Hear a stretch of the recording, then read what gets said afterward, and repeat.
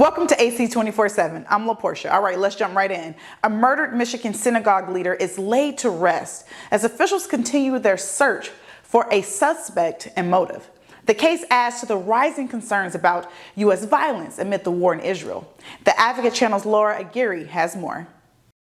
In a world increasingly polarized by politics and prejudice, the sister of Samantha Woll wants to know who would kill a woman known for loving everyone. You fought for everyone, regardless of who they were or where they came from.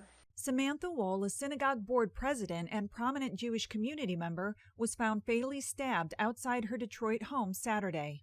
Detroit police gave an update on their investigation Monday. We have a number of people that give us interest. We are just short of calling one of the people a suspect. As of now, police say there's no evidence anti-Semitism was the motive. Still, national security officials are voicing concerns that the escalating war between Israel and Hamas could spur increased violence in the U.S. We remain very concerned about the lone wolf incited to violence by an ideology of hate. Near Chicago, the mother of a 6-year-old boy stabbed to death last week is herself now home from the hospital, recovering from her knife wounds.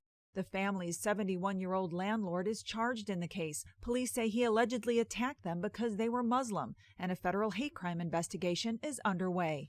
Illinois' governor making an appeal for peace and unity Monday. To show our Muslim and Jewish neighbors that we stand with them, to chart a new course, one of solidarity, justice, and humanity. I'm Laura Aguirre reporting. Former President Trump says a lawyer charged in his Georgia election interference case was never his attorney. Trump was talking about Sidney Powell. She pleaded guilty to 6 misdemeanor charges related to the interference case, and she has agreed to cooperate with prosecutors.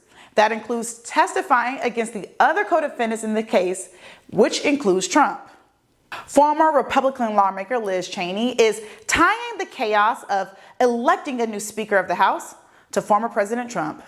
Frustrations and divisions have intensified within the GOP caucus. Over the weekend, Cheney said the situation is the direct result of Republicans who supported and continue to support Trump's assault on democracy.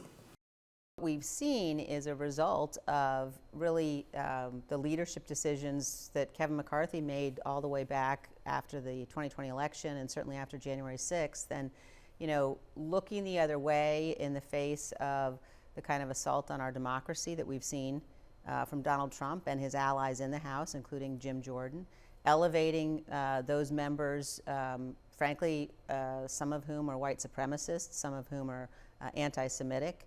A number of whom were involved directly in the attempt to seize power and overturn the elections.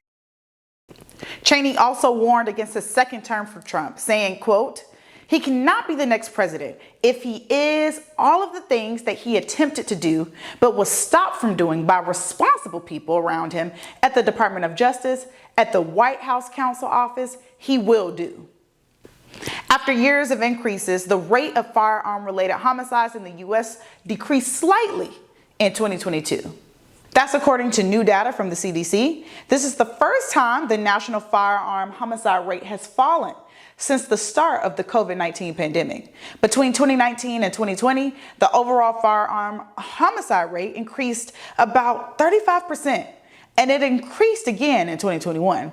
The CDC blames social and healthcare related inequities, which were all worsened by the pandemic. Thank you so much for joining us for AC 24/7. For more, go to advocatechannel.com and subscribe on the Advocate Channel's YouTube page. For the Advocate Channel, I'm LaPortia.